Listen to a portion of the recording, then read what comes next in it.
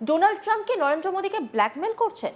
এর সঙ্গে কি জেফ্রি এপস্টিন ফাইলের কোনো যোগ আছে, নাকি আমেরিকায় আদানি সংক্রান্ত তদন্তই আসল চাপের জায়গা?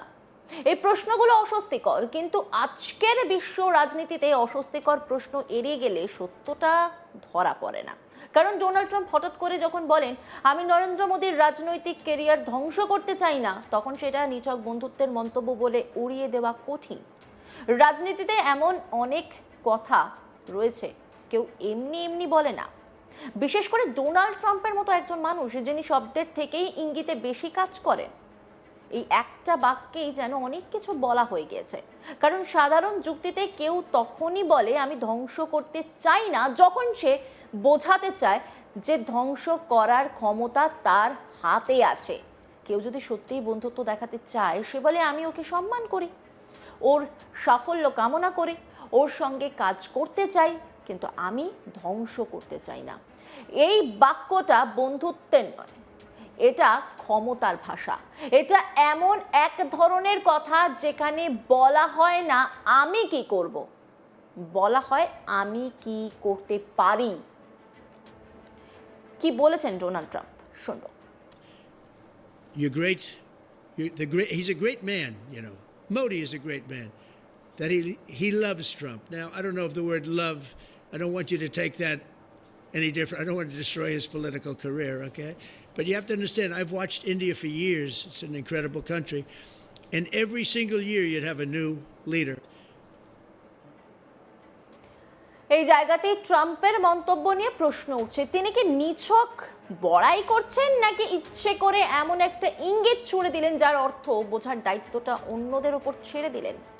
ডোনাল্ড ট্রাম্পকে যারা চেনেন তারা জানেন তিনি সরাসরি আঘাত করেন না, তিনি কথার ভেতরে চাপ তৈরি করেন। তিনি এমন শব্দ ব্যবহার করেন যেগুলো শুনে সামনে থাকা মানুষটা ভাবতে বাধ্য হয় এটা কি শুধুই কথা, নাকি এর পিছনে কিছু আছে। এখানেই ব্ল্যাকমেল শব্দটা আলোচনায় আসে। ব্ল্যাকমেল মানে শুধু কোনো গোপন তথ্য দেখিয়ে ভয় দেখানো নয়। আধুনিক রাজনীতিতে ব্ল্যাকমেল অনেক সময় ইঙ্গিতের মাধ্যমে হয়। বলা হয় নাকি আছে, শুধু বোঝানো হয় কিছু একটা আছে, আর সেই কিছু একটার ভয়েই অনেক সিদ্ধান্ত বদলায়। এই চাপ আসতে পারে কোথা থেকে, প্রশ্নটা সেখানেই।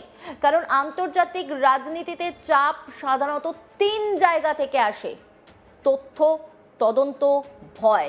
আর এই 3টেই এখন একসঙ্গে আলোচনায়। প্রথমেই আসি জেফ্রি এপস্টিন প্রসঙ্গ। এপস্টিন আজ আর শুধু একজন অপরাধীর নাম নয়, এটা একটা আতঙ্কের নাম। কারণ এপস্টিনের সঙ্গে যুক্ত ছিলেন পৃথিবীর বহু ক্ষমতাবান মানুষ, রাজনীতিবিদ, ধনকুবের, কর্পোরেট দুনিয়ার প্রভাবশালী মুখ।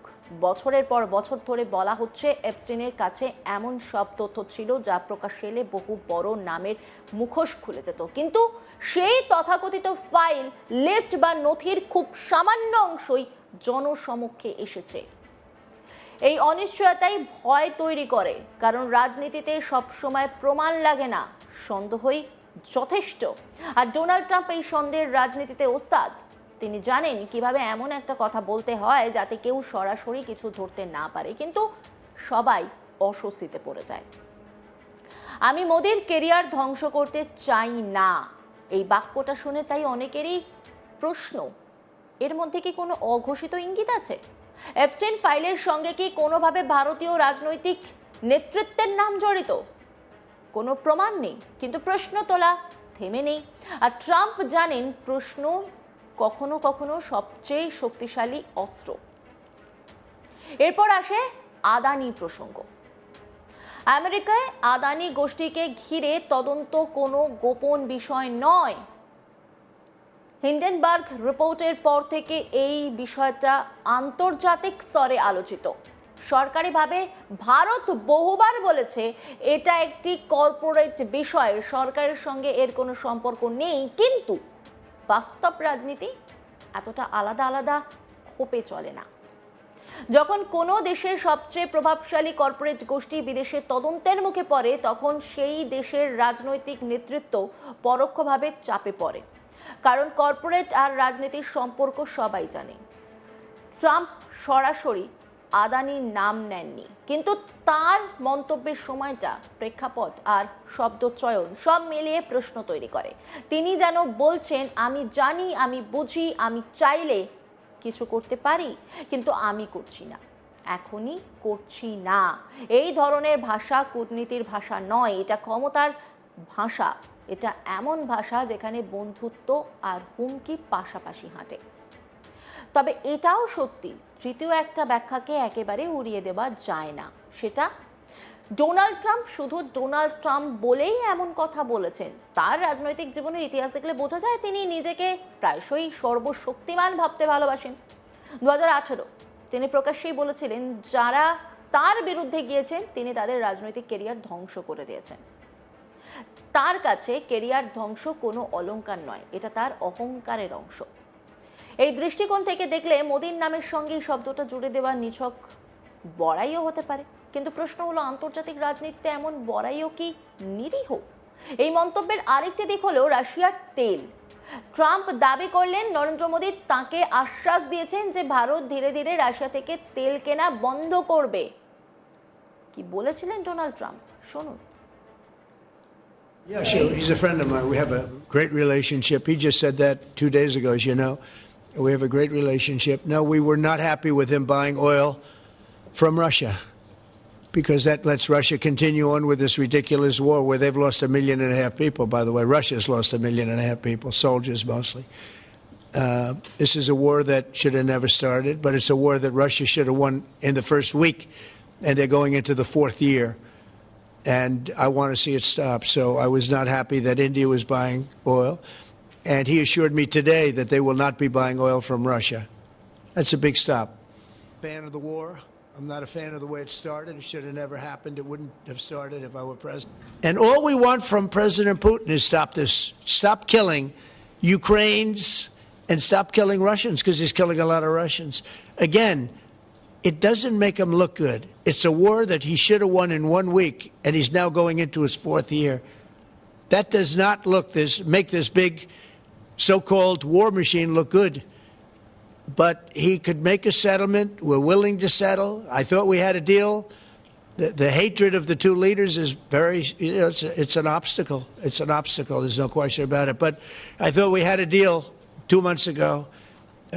Who would think I created peace in the Middle East and can't get the two guys to settle? But I think we'll get them. But if India doesn't buy oil, it makes it much easier. And they're not going to buy. They assured me they will. Within a short period of time, they will not be buying oil from Russia. And they'll go back to Russia after the war's over. Yeah, sure. এই দাবির পক্ষে কোনো সরকারি বিবৃতি নেই। ভারত বারবার বলেছে জ্বালানি নিরাপত্তা তার জাতীয় স্বার্থ। তাহলে ট্রাম্প কেন এমন দাবি করলেন? কারণ এতে দুটি লাভ হয়। এক, তিনি নিজেকে এমন একজন নেতা হিসেবে তুলে ধরতে পারেন যিনি ভারতের মতো দেশের প্রধানমন্ত্রীকেও সিদ্ধান্ত বদলাতে বাধ্য করছেন। দুই, তিনি ভারতের উপর আন্তর্জাতিক চাপ বাড়াতে পারেন। আর ঠিক সেই মুহূর্তেই তিনি বলেন, আমি মোদির কেরিয়ার ধ্বংস করতে চাই না। এই দুই কথার মধ্যে ফারাক খুব কম। একদিকে দাবি, অন্যদিকে হুমকির ছায়া। বন্ধুত্বের গল্পের আড়ালে চাপের রাজনীতি। এইসবের পর সবচেয়ে লক্ষণীয় বিষয় হলো ভারতীয় প্রতিক্রিয়া, বা বলা ভালো প্রতিক্রিয়ার অভাব। কোনো তীব্র প্রতিবাদ নেই, কোনো স্পষ্ট ব্যাখ্যা নেই। কেউ কেউ বলছেন এটা কূটনৈতিক পরিমিতি, ট্রাম্পের কথাকে গুরুত্ব না দিয়ে এগিয়ে যাওয়া। আবার কেউ বলছেন এই নীরবতার মধ্যেই লুকিয়ে আছে অস্বস্তি। রাজনীতিতে নীরবতাও অনেক সময় বক্তব্য হয়ে ওঠে, বিশেষ করে যখন কথা বলা যেত কিন্তু বলা হলো না। সবশেষে প্রশ্নটা আবার সেই এক লাইনে ফিরে আসে, ডোনাল্ড ট্রাম্প কেন বললেন আমি মোদির কেরিয়ার ধ্বংস করতে চাই না? কারণ এই বাক্যটা এমন এক ধরনের রাজনৈতিক অস্ত্র যা সরাসরি আঘাত করে না, কিন্তু ভয় দেখায়। এটা বলে না আমি করব, এটা বলে আমি করতে পারি। আজকের বিশ্ব রাজনীতিতে বন্ধুত্বের ভাষাতেই হুমকি দেওয়া হয়, আর প্রশংসার আড়ালেই চাপ তৈরি করা হয়। আর এই খেলায় ডোনাল্ড ট্রাম্প বরাবরই দক্ষ। তিনি সব কথা বলেন না, তিনি শুধু ইঙ্গিত দেন, বাকিটা বুঝে নেওয়ার দায়িত্ব থাকে বিশ্বে। ডোনাল্ড ট্রাম্প কি সত্যি নরেন্দ্র মোদীকে ব্ল্যাকমেল করছেন? এপস্টাইন ফাইল, আদানি তদন্ত, নাকি নিছক ট্রাম্পীয় অহংকার? আজ কোনো নিশ্চিত উত্তর নেই, কিন্তু এটুকু পরিষ্কার, এই মন্তব্যটা নিরীহ ছিল না। কারণ রাজনীতিতে নিরীহ কথাবার্তা খুব কমই হয়, বিশেষ করে যখন সেটা আসে ডোনাল্ড ট্রাম্পের মুখ থেকে। অন্যান্য খবরের আপডেটের জন্য অবশ্যই নজর রাখুন আজ তাক বাংলার ইউটিউব স্ট্রিমিংয়ে। লাইক, কমেন্ট, শেয়ার এবং সাবস্ক্রাইব করতে ভুলবেন না।